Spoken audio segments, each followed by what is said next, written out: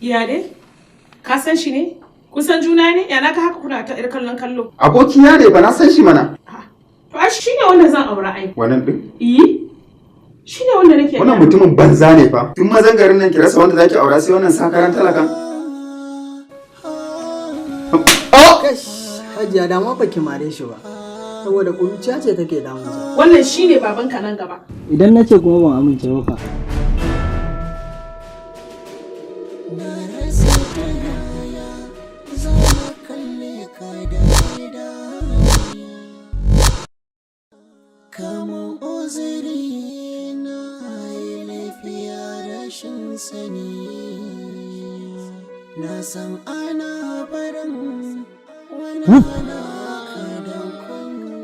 It is the very similitude nature of the contemporary northern Nigeria.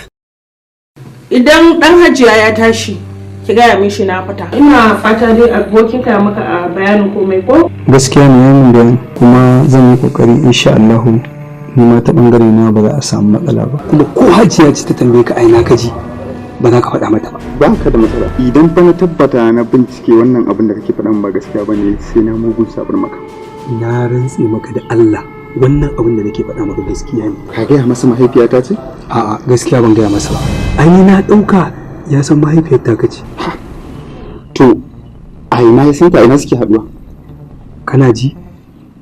Akwai wani wurin da nake kai ta wurin shakatawa.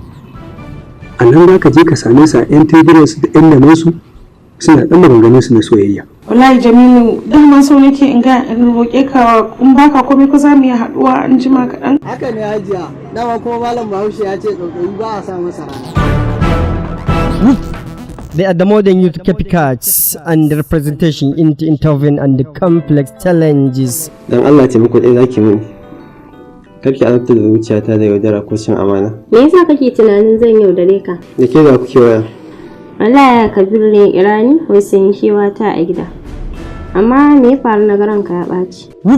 To ya kai wannan kishi naka ya wuce na hankali. Na kusa zuwa saboda an kusa a bamu hutu. Ina ji a raina. Don yi sauran kai waya ba da ya Kabiru ba. Kawai ba san kika mani. Ni fa abin wallahi mugun kishi gare ni. Dan ko kuda na ga hawa kanki ganin kike kawai zan ina kan banda. Bayan ga mutare lallai kan so kake ga kafa tarihin soyayya mu kaman ta Laila da Majnun kenan. Kai dai ka cika zumuɗi wallahi. Ba dole ba wanda zai mallake wanki ai dole ne ya zumuɗi. Shikenan ya isa haka. Jamilu, jiyo ka kalle ni. Wallahi ina son ka. Zan iya bada rayuwata a kanka. Ka amince da ni. Duk abin da kake so zan maka. Kai kaɗai ne a cikin zuciyata. Zuciyata babu wani gurbi da wani zai samu har ya zauna a cikinta.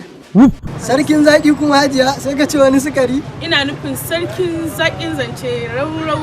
Wato tsohuwar banza ce ma. Tsohuwar banza ce mana. Sai dai kawai ka bari Allah da ya kai ramo ga harawa nake gawa ba. Wallahi Jamilu ba komai. Gaskiya na ji daɗi sosai. Sosai na ga ya kamata in zo har gida.